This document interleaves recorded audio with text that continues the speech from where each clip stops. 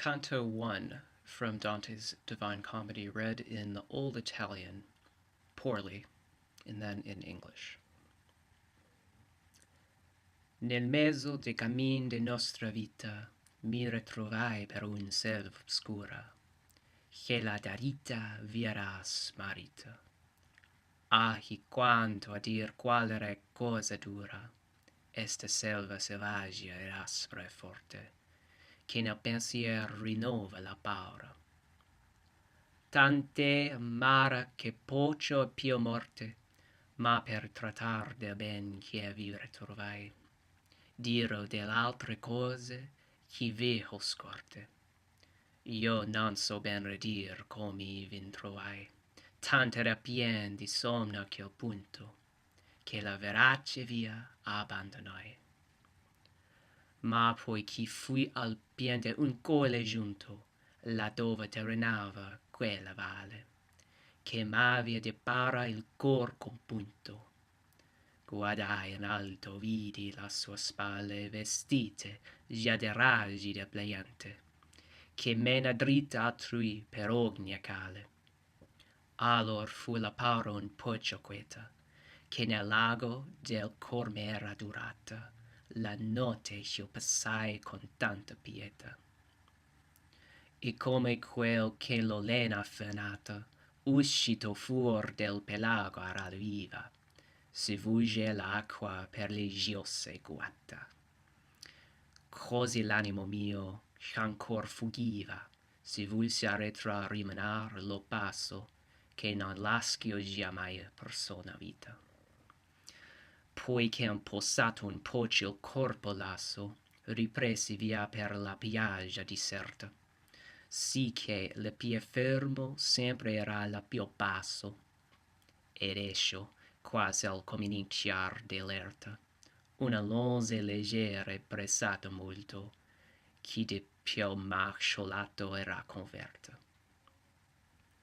E non mi si partiar dinanzi al vulto, anzi impediva tanto il mio cammino, ci fui per ritornar più volto. Tempera dal principio del mattino, e le sol montava nel son con quelle stelle, scheran con lui quanto l'amor divino. Mosse di prima quelle cose belle, sì che bene sperar me era cagione, di quella fiera la gaita belle. L'ora del tempo la dolce stagione, ma non si che parra non mi desse la vista che m'approvar de un leone.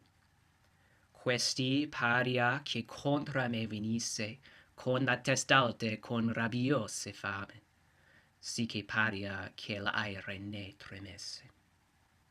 Ed una lupa, che de tutte brame se mi piava carca nella sua magrezza, e molte genti fergia viver grame. Questa mi porse tanto di gravezza, con la para sciuscia de sua vista, s'io perde l'esperanza de altezza.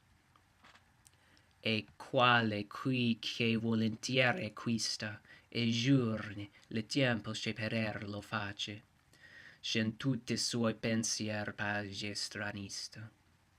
Tal mi fece la beste sanze pace, che vedomoi n'incontro poco a poco mi reprevegna laddove il so tace.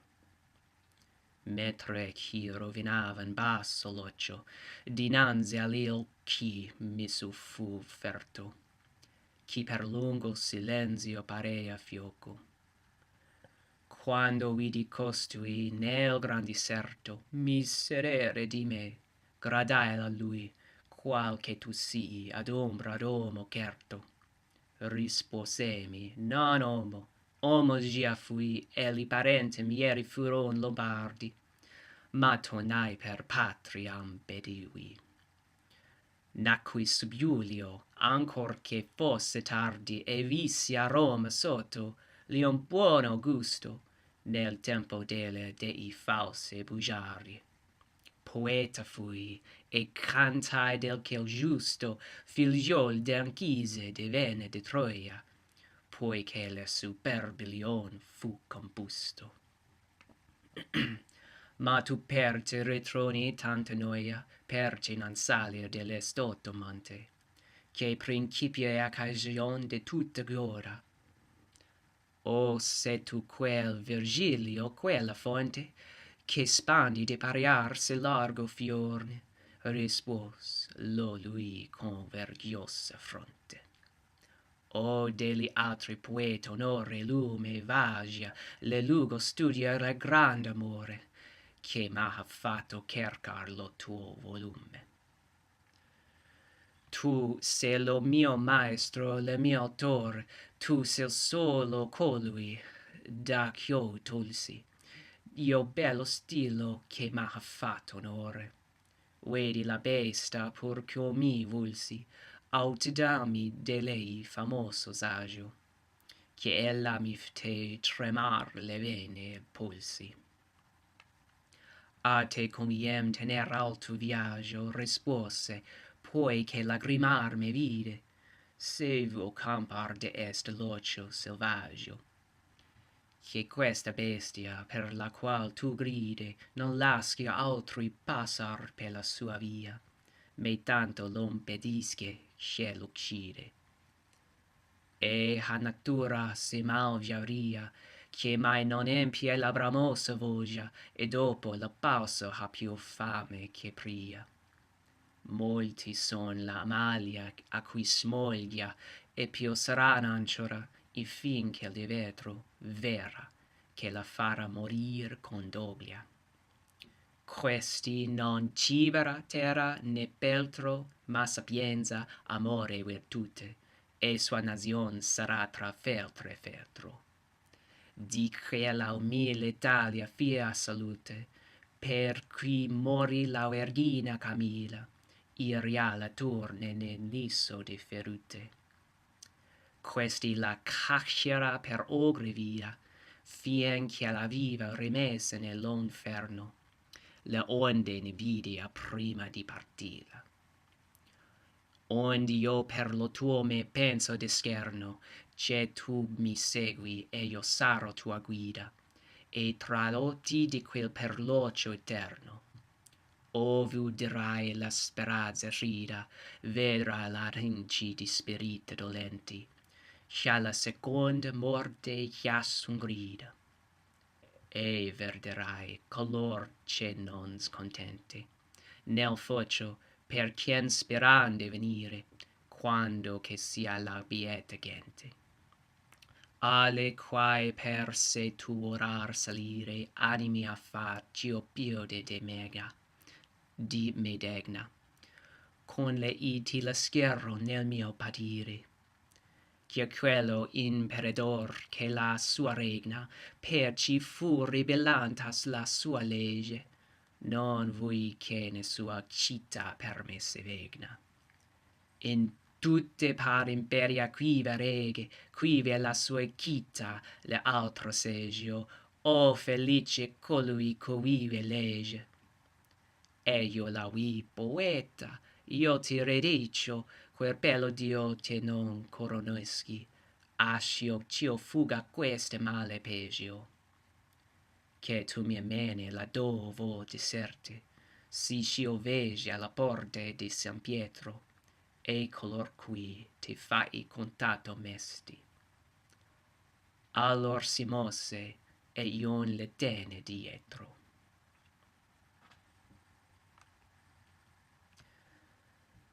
Midway upon the journey of our life, I found myself within a forest dark, for the straightforward pathway had been lost.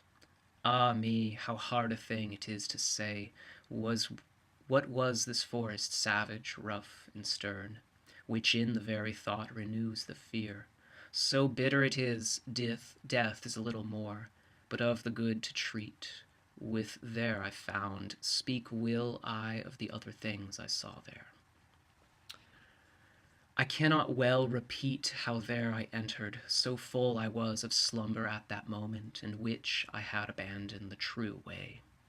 But after I'd reached a mountain's foot, at that point where the valley terminated, which had with consternation pierced my heart, Upward I looked, and I beheld its shoulders, vested already with that planet's rays, which leadeth others right by every road.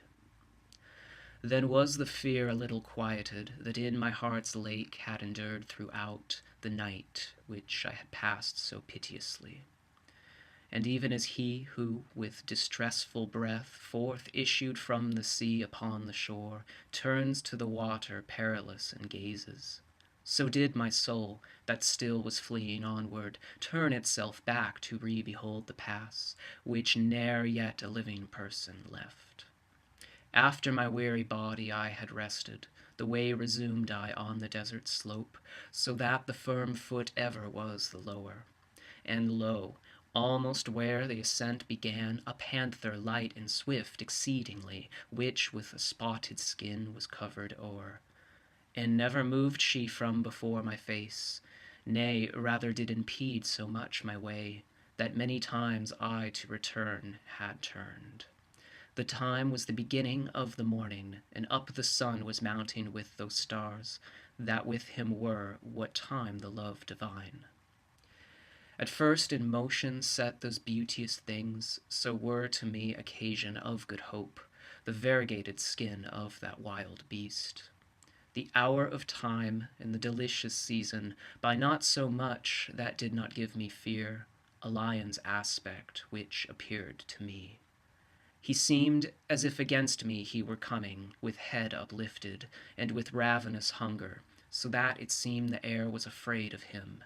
And a she-wolf, with all those hungerings, seemed to be laden in her meagreness, and many folk had cause to live forlorn.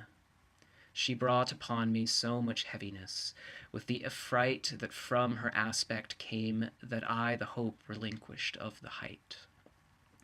And as he is who willingly acquires, and the time comes that causes him to lose, who weeps in all his thoughts and is despondent. E'en such made that beast without in peace, which coming on against me by degrees, thrust me back thither where the sun is silent. While I was rushing downward to the lowland, before mine eyes did one present himself, who seemed from long continued silence hoarse. When I beheld him in the desert vast, "Have pity on me," unto him I cried, "whichever thou art, or shade or real man." He answered me, "Not man. Man once I was, and both my parents were of Lombardy, and Mantuans my country both of them.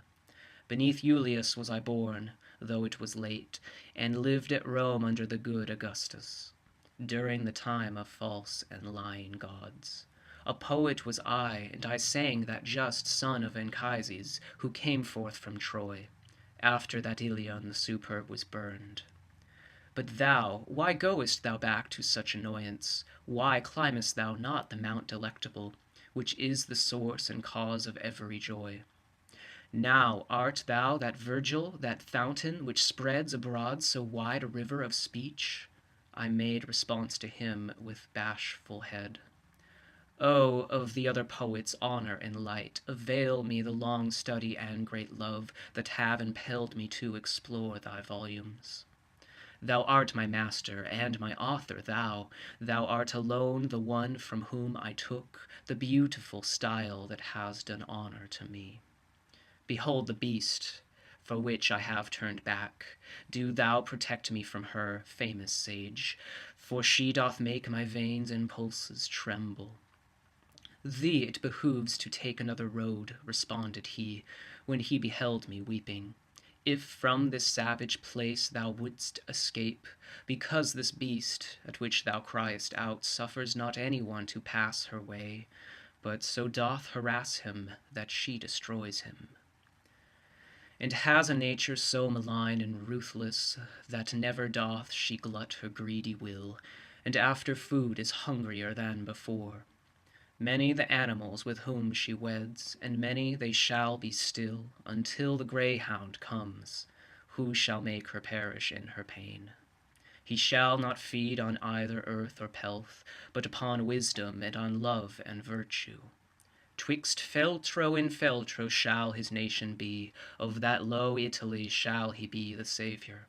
on whose account the mad Camilla died, Euryalus, Turnus, Nisus of their wounds. Through every city shall he hunt her down, until he shall have driven her back to hell, there from whence envy first did let her loose.